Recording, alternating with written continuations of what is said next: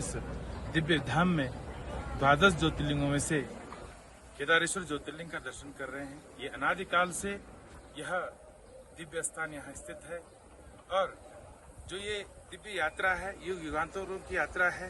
सतयुग में नर नारायण ऋषि ने तप किया, त्रेता युग में स्वयं भागीरथ जी ने तप करके अपनी जटाओं में स्थिर करने के लिए भगवान शिव से प्रार्थना करी और अपने पूर्वजों का उद्धार किया।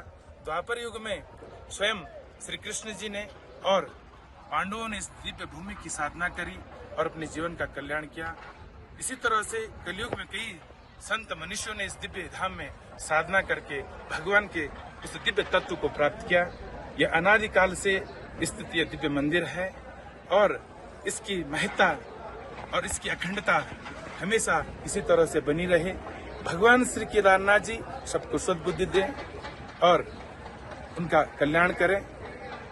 जो दिव्य स्थान है उसका किसी तरह से भी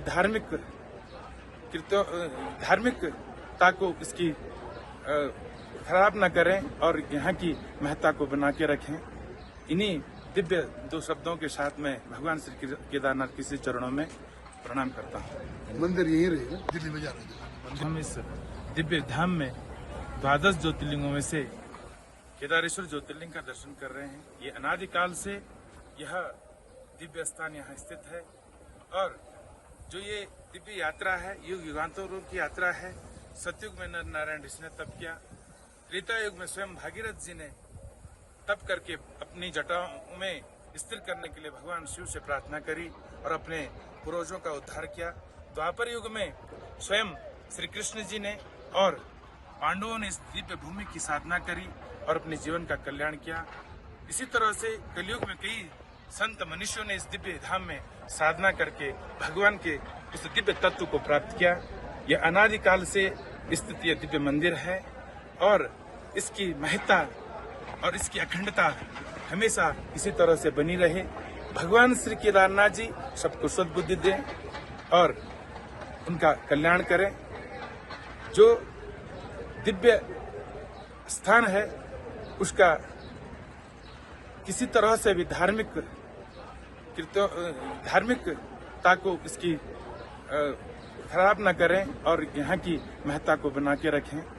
इन्हीं दिव्य दो शब्दों के साथ में भगवान श्री केदारनाथ के श्री चरणों में प्रणाम करता हूँ। मंदिर यहीं रहेगा, दिल्ली में जा रहे हैं। हम इस दिव्य धाम में द्वादश ज्योतिर्लिंगों में से केदारेश्वर ज्योतिर्लिंग का दर्शन कर रहे हैं। ये अनादिकाल से यह दिव्य स्थान यहाँ स्थित है और जो ये दिव्य यात्रा है युग युगांतरों की यात्रा है। सतयुग में नर नारायण ऋषि ने तप किया, त्रेता युग में स्वयं भागीरथ जी ने तप करके अपनी जटाओं में स्थिर करने के लिए भगवान शिव से प्रार्थना करी और अपने पूर्वजों का उद्धार किया। द्वापर युग में स्वयं श्री कृष्ण जी ने और पांडवों ने इस दिव्य भूमि की साधना करी और अपने जीवन का कल्याण किया।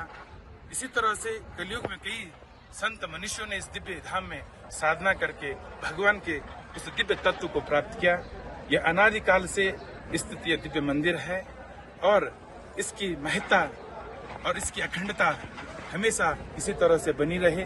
भगवान श्री केदारनाथ जी सबको सद्बुद्धि दें और उनका कल्याण करें। जो दिव्य स्थान है उसका किसी तरह से भी धार्मिकता को इसकी खराब न करें और यहाँ की महत्ता को बना के रखें।